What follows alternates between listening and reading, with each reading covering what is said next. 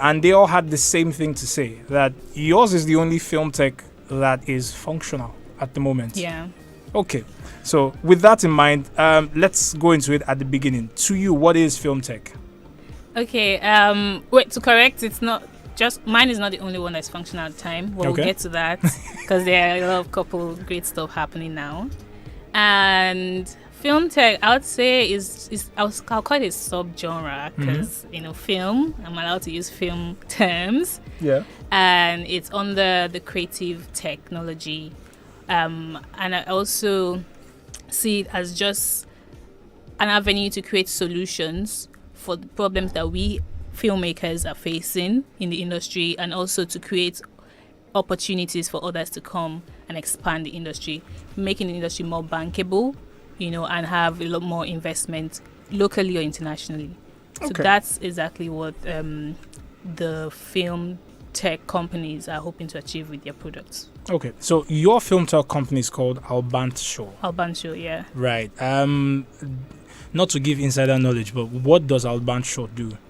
Okay, it's a suite comprising of a screenwriting software and a story marketplace. So right.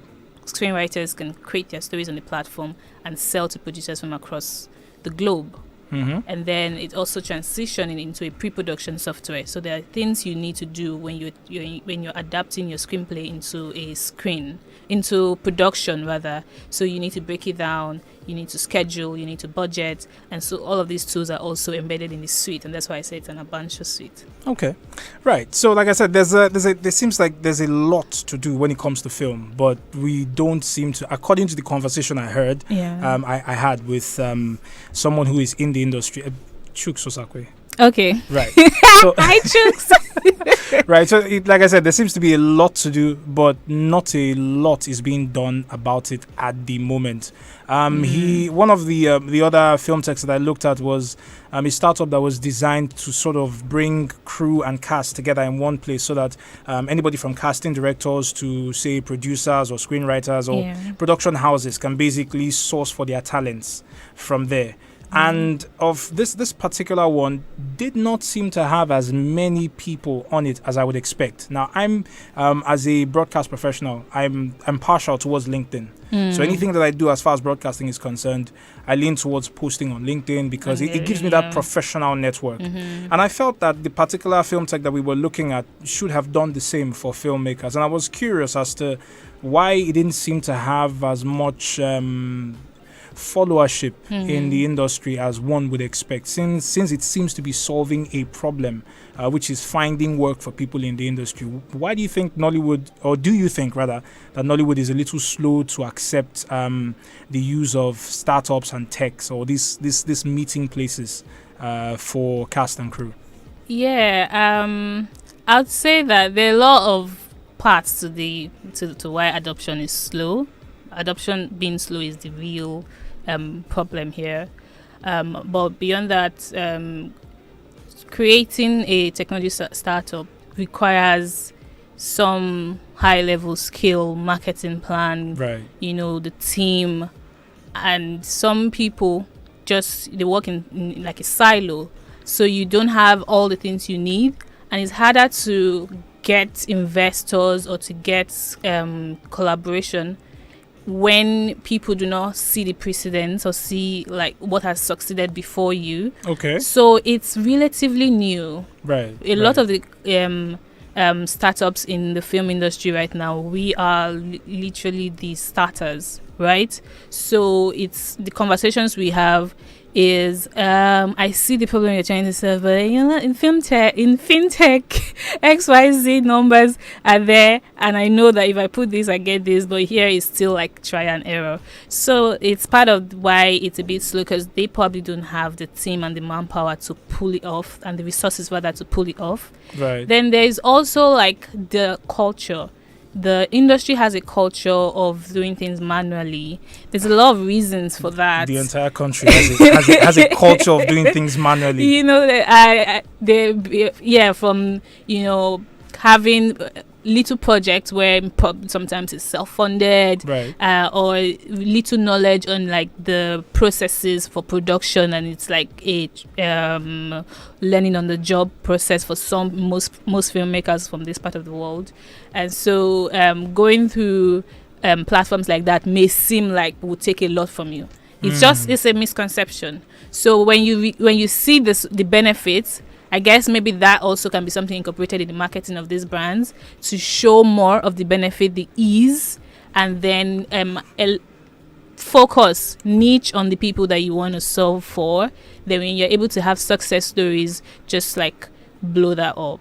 So that's where I guess it would be the solution for this problem of adoption. Oh, well, you seem to have provided the solution already.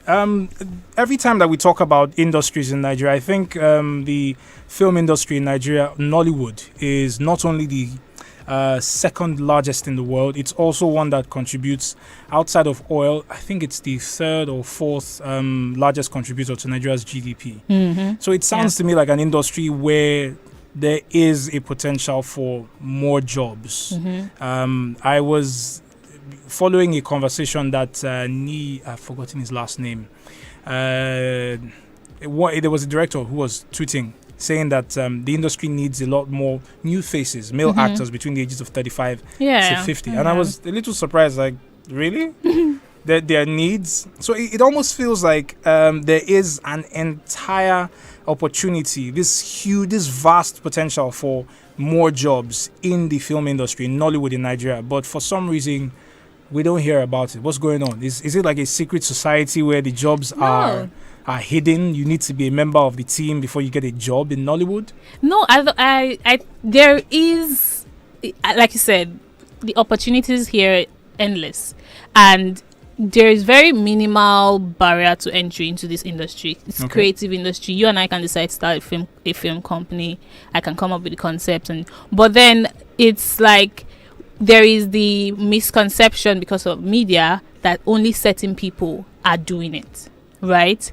So it's a thing of, first of all, break that, learn, expand your own horizon, network to the right people, but also make it easy for the industry, people outside of the industry, to know that they are those outside out. Yeah.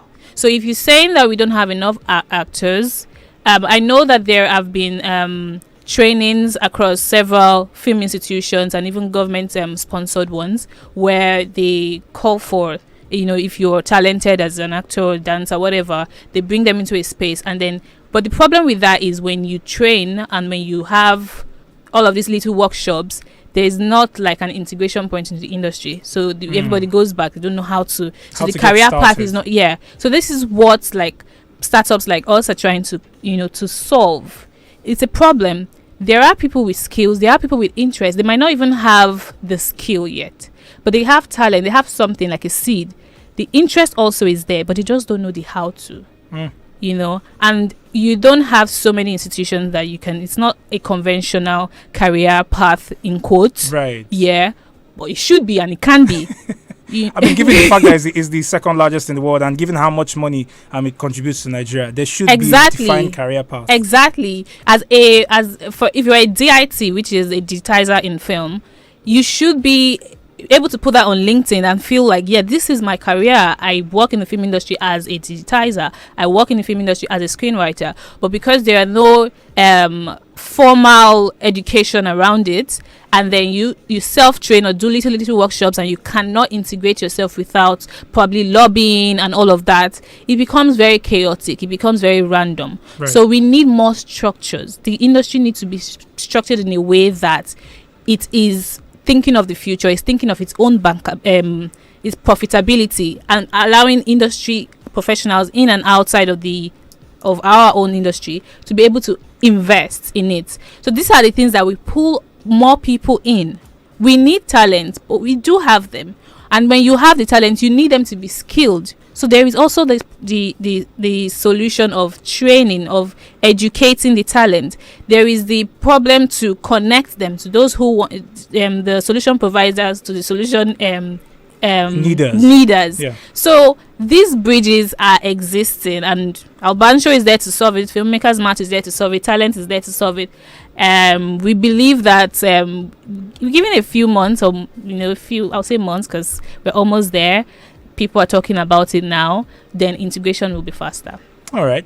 So that gap between getting the skills and getting into the industry, does Albantsho feel that as well? Yeah. Both for, I know that you talked about the screenwriting suit that you have. What about for people who are not screenwriters, say a budding director of photography, a cinematographer, or an actor, which seems to be the most popular one? Okay, so I'll first with the question on if we're solving the problem of the educating talent, right? Last year we hosted iDraft workshop. We're currently doing another one this year where we bring in writers and they just come in with their concept and we train them from their idea to a finished screen-ready screenplay. Right. And then at the end of the workshop, producers are ready to purchase them. They prepay for these scripts at the beginning, so you're not just getting trained like random and going back to your homes and hoping that someone picks up your reads your email and responds to your pitches. You are getting also the opportunity to sell those things to producers who are ready to make them into films, so your portfolio starts to build.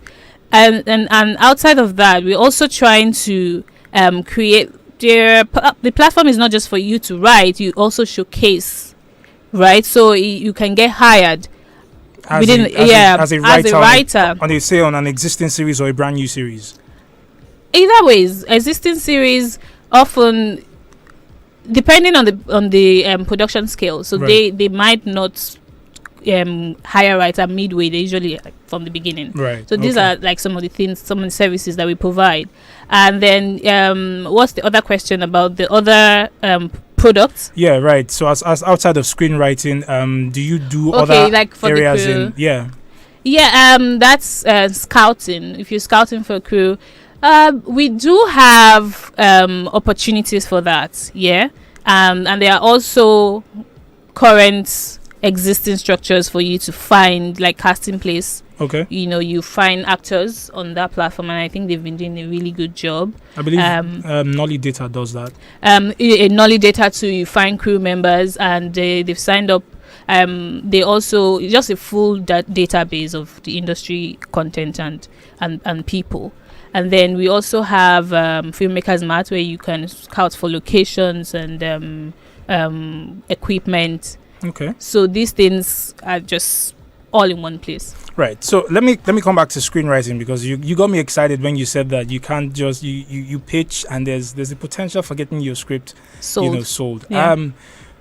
How much are we talking? Just apply for iDraft next year. You're not willing to give an estimate. When we have the, I don't know if I'm allowed to say this, so it's free. iDraft runs up in July, and we'll be having an official launch of Albantsho physically. I am at Allion Fancy. I would like people to come. Then you probably can ask those questions and also hear directly from the writers who have sold their script how much it was. You know what? If you give me an invite to that event, I will be asking a lot of questions. I will put you at the back and say, just stay there and take pictures. Right. So this industry has, like many others, there is a worry sometimes when you listen to conversations about Nollywood and so on and so forth. We have mentioned it briefly that there are gatekeepers who don't want to let new people in.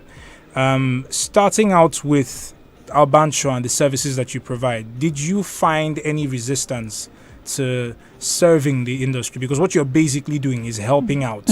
Instead of people just writing scripts and hopping about the place hoping that somebody would buy it, you're actually bringing people who have scripts or script ideas to a marketplace where they can buy it. Was there any pushback from the industry that said, you can't cut in on what we already have that's existing?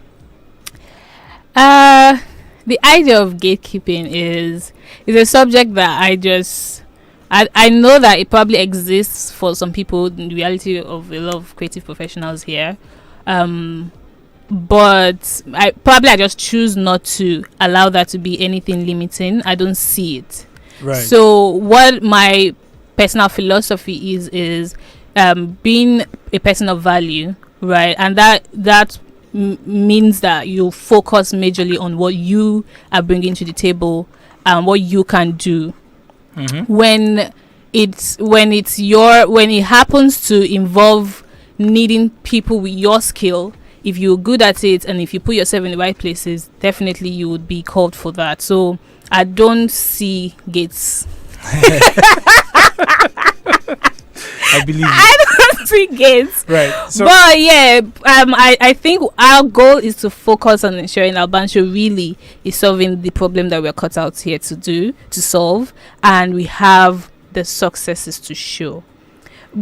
People who you see are sitting in these places or prefer to do things the old way because that's what they are familiar with and that's what has worked for them over the years. mm-hmm. For you to convince them to change their method, you need to come with a stronger argument. You need to come with a, so that's where we are. Your success is a stronger argument. Then if they don't catch on, they are the ones who will fall off the wayside because it's a moving train and this is the future. Right. So I've got a couple more questions. So far, can you give me a specific number of scripts that you have been able to sell from, say, the iDraft? The iDraft, yes. So last year we were able to sell 10. Word. And we had 20 writers on the project. Well, that's actually, those are pretty good numbers. Yeah. And we're looking at, and they cut across like different parts of Africa, not just Nigerians. Yeah. Right. So we have 14 writers this year. Hopefully we can either sell all of the scripts or a good number of them. My goodness. But the good thing is that you as a writer coming on the workshop, you leave with a finished draft. Sometimes you just won't even take the script and make it yourself or get a team around it. So everyone leaves winning. It sounds like fun. Yeah. All right. So before we wrap this up, I want to give my listener an idea of where you started from and how you got to providing solutions for film. Where did you start out from as a creative? As a writer, screenwriting, and then I went on to the Multi-Choice Talent Factory. After the program, I decided, okay, I didn't want to join the workforce just looking for things and pitching every day and waiting for luck or whatever. I wanted to be part of the people contributing to creating a structure that is more long-term.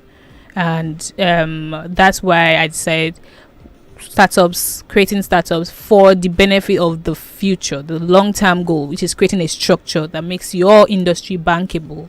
And that's it. So I am a filmmaker. I'm a film director and a writer. I've done a couple of screenplays independently and also directed some of my own stuff. You can find the project on Showmax, and also you can hire me if you want me to write for you. We'll definitely come back to that one. So, but yeah, that's what I do. That's how I started. Julie, always a pleasure talking to you, and there's hardly enough time to actually have these conversations because we do have to run away now and prep for the news at 10. But thank you so much for coming in. It was such a pleasure. Thank you, Steven.